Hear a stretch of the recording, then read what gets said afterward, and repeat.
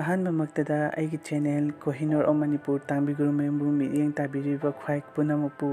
ꯏꯀꯣꯛꯅꯣꯅ ꯈꯨꯔꯨꯝꯖꯔꯤ ꯑꯃꯗꯤ ꯏꯀꯥꯏ ꯈꯨꯝꯅꯕ ꯎꯠꯆꯔꯤ꯫ ꯑꯅꯧꯕ ꯆꯦꯅꯦꯜ ꯑꯣꯏꯕꯅꯤꯅ ꯑꯩꯕꯨ ꯅꯨꯡꯁꯤꯕꯤꯌꯨ ꯑꯃꯗꯤ ꯁꯄꯣꯔꯠ ꯇꯧꯕꯤꯌꯨ, ꯁꯕꯁꯀ꯭ꯔꯥꯏꯕ ꯇꯧꯕꯤꯌꯨ, ꯂꯥꯏꯛ ꯇꯧꯕꯤꯌꯨ, ꯁꯤꯌꯔ ꯇꯧꯕꯤꯌꯨ꯫ Hi everyone, ꯑꯩꯒꯤ ꯃꯤꯡ ꯊꯣꯏꯉꯝꯕ ꯈꯨꯃꯟ, ꯑꯩ ꯃꯨꯝꯕꯥꯏꯗ 3D ꯑꯦꯅꯤꯃꯦꯁꯟꯒꯤ ꯁꯥꯇ꯭ꯔ ꯑꯃ ꯑꯣꯏꯅ ꯂꯩꯖꯕꯅꯤ꯫ ꯑꯩꯁꯦ ꯍꯧꯖꯤꯛꯁꯦ ꯋꯥꯛꯀꯤꯡ ꯊꯣꯛꯆꯔꯛꯄꯅꯤ꯫ ꯁꯤ ꯇꯥꯏꯃꯤꯡꯁꯤꯗ ꯑꯩꯈꯣꯏ ꯏꯆꯦ ꯇꯥꯡꯕꯤꯅ ꯐꯣꯟ ꯇꯧꯔꯛꯑꯒ ꯃꯨꯝꯕꯥꯏꯒꯤ ꯂꯣꯛꯗꯥꯎꯟꯒꯤ ꯐꯤꯕꯝꯒꯤ ꯃꯇꯥꯡꯗ ꯈꯤꯇꯪ ꯈꯪꯅꯤꯡꯉꯦ ꯍꯥꯏꯔꯛꯄ ꯁꯤꯒꯤ ꯃꯇꯥꯡꯗ ꯑꯩ ꯈꯤꯇꯪ ꯁꯤꯌꯔ ꯇꯧꯖꯒꯦ ꯍꯥꯏꯅ ꯚꯤꯗꯤꯑꯣꯁꯦ ꯅꯝꯖꯕꯅꯤ꯫ ꯑꯩꯈꯣꯏ ꯃꯨꯝꯕꯥꯏꯒꯤ ꯂꯣꯛꯗꯥꯎꯟꯁꯤ ꯃꯥꯔꯆ ꯍꯥꯏꯗꯤ ꯌꯥꯎꯁꯪ ꯂꯣꯏꯔꯛꯄ ꯑꯗꯨꯋꯥꯏꯗꯒꯤ ꯂꯣꯛꯗꯥꯎꯟꯁꯦ ꯑꯗꯨꯝ ꯍꯧꯈ꯭ꯔꯦ ꯍꯥꯏꯇꯥꯔꯦ, ꯃꯥꯔꯆ ꯊꯥ ꯂꯣꯏꯔꯝꯗꯥꯏꯗꯒꯤ ꯑꯗꯣ ꯍꯧꯖꯤꯛꯐꯥꯎ ꯇꯧꯔꯤ꯫ ꯑꯗꯣ ꯅꯍꯥꯟꯋꯥꯏꯔꯝ ꯑꯦꯄ꯭ꯔꯤꯜ ꯃꯦ ꯁ꯭ꯋꯥꯏꯁꯦ ꯂꯣꯛꯗꯥꯎꯟꯁꯦ ꯌꯥꯝ ꯀꯜꯂꯝꯃꯦ, ꯑꯗꯣ ꯍꯧꯖꯤꯛꯇꯤ ꯀꯩ ꯍꯥꯏꯇꯥꯔꯦ ꯈꯤꯇꯪ ꯐꯕꯒꯤ ꯃꯃꯤ ꯑꯃ ꯎꯔꯦ꯫ ꯐꯔꯦ ꯍꯥꯏꯇꯥꯔꯒꯁꯨ ꯑꯗꯨꯝ ꯂꯥꯏꯅꯥꯁꯦ ꯂꯩꯕꯗꯤ ꯂꯩꯔꯤ꯫ ꯍꯥꯟꯅꯒꯤ ꯇꯥꯏꯞꯇ ꯄꯨꯔꯥ ꯀꯥꯔꯐ꯭ꯌꯨ ꯊꯝꯃꯒ ꯀꯥ ꯃꯅꯨꯡꯗꯒꯤ ꯊꯣꯛꯄ ꯌꯥꯗꯕ ꯑꯗꯨꯒꯨꯝꯕꯗꯨꯕꯨꯗꯤ ꯑꯣꯏꯗ꯭ꯔꯦ ꯍꯧꯖꯤꯛ ꯑꯩꯈꯣꯏꯒꯤ ꯍꯥꯏꯗꯤ ꯌꯥꯝ ꯀꯣꯝꯃꯦ ꯍꯥꯏꯇꯥꯔꯦ꯫ ꯅꯍꯥꯟꯋꯥꯏꯔꯝ ꯇꯧꯔꯝꯃꯤꯗꯨꯕꯨꯗꯤ ꯌꯥꯝꯅ ꯀꯥ ꯃꯅꯨꯡꯗꯒꯤ ꯍꯦꯟꯗꯣꯛꯄ ꯌꯥꯗꯕꯒꯤ ꯐꯤꯕꯝꯗꯅꯦꯕ ꯂꯩꯔꯝꯃꯤꯁꯦ, ꯍꯤꯡꯒꯗꯧꯕꯒ ꯃꯥꯜꯂꯨꯗꯦ ꯑꯗꯨ ꯇꯥꯏꯃꯤꯡꯗꯨꯗ꯫ ꯑꯗꯣ ꯍꯧꯖꯤꯛꯄꯨꯗꯤ ꯈꯔ ꯐꯒꯠꯂꯦ ꯂꯥꯏꯅꯥꯒꯤ ꯃꯇꯥꯡꯁꯦ, ꯑꯗꯨꯒ ꯂꯣꯛꯗꯥꯎꯟꯁꯤꯁꯨ ꯈꯔ ꯀꯣꯝꯊꯣꯔꯛꯑꯦ ꯍꯥꯏꯇꯥꯔꯦ꯫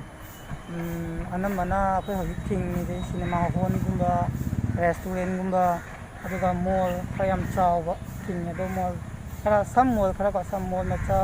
ꯒ꯭ꯔꯣꯁꯔꯤ ꯑꯥꯏꯇꯦꯝꯒꯨꯝꯕ ꯌꯣꯟꯕꯒꯤ ꯃꯣꯜꯒꯨꯝꯕꯗꯤ ꯑꯗꯨꯝ ꯍꯥꯡꯉꯦ, ꯑꯩꯈꯣꯏꯒꯤ ꯆꯪꯕꯒꯤ ꯄꯥꯁ ꯑꯃ ꯀꯛꯑꯒ ꯑꯩꯈꯣꯏꯅ ꯐꯖꯅ ꯁꯤꯁꯇꯦꯝ ꯑꯃ ꯅꯥꯏꯔꯒ꯫ ꯑꯗꯣ ꯍꯧꯖꯤꯛꯇꯤ ꯑꯩꯈꯣꯏꯒꯤ ꯂꯝꯄꯥꯛꯇ ꯃꯤ ꯄꯨꯟꯕ ꯑꯗꯨꯝ ꯌꯥꯔꯦ, ꯃꯥꯔꯆ ꯇꯥꯔꯗꯤ ꯕꯖꯥꯔꯗ ꯄꯣꯠ ꯆꯩ ꯌꯣꯟꯕ ꯈꯣꯠꯄ ꯂꯩꯕ ꯂꯣꯏ ꯆꯠꯅꯔꯦ ꯍꯥꯏꯇꯥꯔꯦ ꯍꯧꯖꯤꯛꯀꯥꯟꯗꯤ꯫ ꯏꯟꯗꯤꯌꯥꯒꯤ ꯃꯐꯝꯁꯤꯡꯗꯁꯨ ꯂꯣꯛꯗꯥꯎꯟ ꯑꯁꯨꯝ ꯑꯣꯏꯕꯅꯤꯅ, ꯑꯗꯨꯕꯨ ꯀꯣꯚꯤꯗꯀꯤ ꯑꯅꯥꯕ ꯑꯁꯤ ꯈꯔ ꯁꯥꯐꯔꯛꯄꯒꯤ ꯄꯥꯎꯗꯝ ꯃꯨꯝꯕꯥꯏꯒꯤ ꯑꯣꯏꯕ ꯚꯤꯗꯤꯑꯣ ꯕ꯭ꯂꯣꯒ ꯁꯦꯝꯕꯤꯔꯛꯄꯒꯤꯗꯃꯛꯇ ꯑꯩꯒꯤ ꯏꯅꯥꯎꯅꯨꯄꯥ ꯊꯣꯏꯉꯝꯕꯕꯨꯁꯨ ꯍꯥꯏꯅꯤꯡꯉꯥꯏ ꯂꯩꯇꯅ ꯊꯥꯒꯠꯆꯔꯤ ꯑꯃꯗꯤ ꯏꯀꯥꯏ ꯈꯨꯝꯅꯕ ꯎꯠꯆꯔꯤ꯫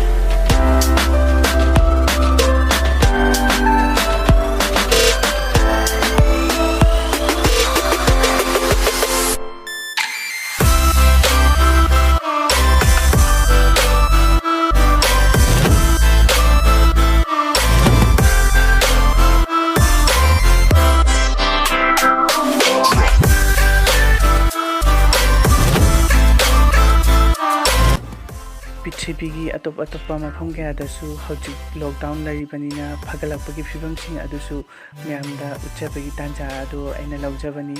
ꯑꯩꯒꯤ ꯔꯁꯤꯌꯥꯗ ꯂꯩꯔꯤꯕ ꯑꯩꯒꯤ ꯏꯃꯥꯟꯅꯕ ꯅꯔꯁꯅ ꯚꯤꯗꯤꯑꯣꯁꯤꯕꯨ ꯁꯦꯝꯕꯤꯔꯛꯄꯗꯃꯛꯇ ꯍꯥꯏꯅꯤꯡꯉꯥꯏ ꯂꯩꯇꯅ ꯊꯥꯒꯠꯆꯔꯤ ꯑꯃꯗꯤ ꯏꯀꯥꯏ ꯈꯨꯝꯅꯕ ꯎꯠꯆꯔꯤ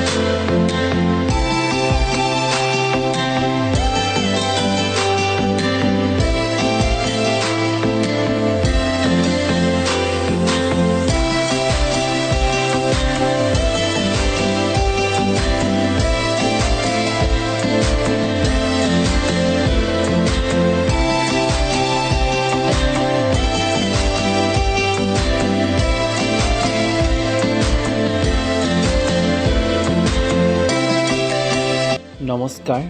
ahamaktada nasigi chetangbi grumayumgi Kohinoor of Manipur ming tanba YouTube channel sigi video sibu yengliba punamakpo kongkhram lukendra singna khoramjari amadi channel sibu nungsipukna subscribe tobiu like comment tobiu share tobiu amadi ai hazik Assam dagini Assam maitaini aikhoi Assam maitai tariba Golaghat ki Barwathar gi hazik ki lockdown se kannati phagatle adugi video khara semaga ai hapcharakpani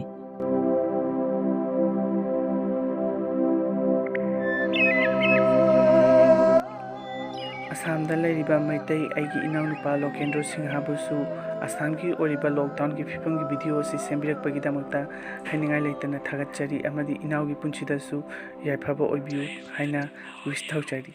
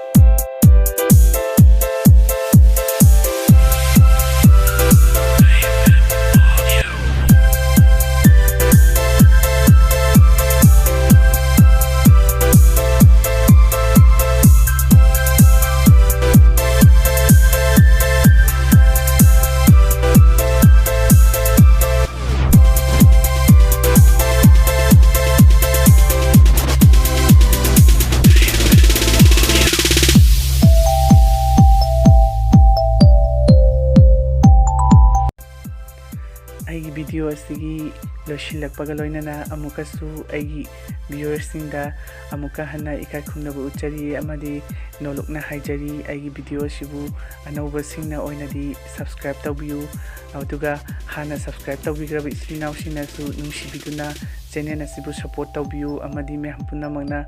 like tawbiramu share tawbiramu aduga hainingba amadi suggestion piningba lebiba tagasu comment section da mamman yamlaba comment khara pibiu haina nolokna ningsingjari.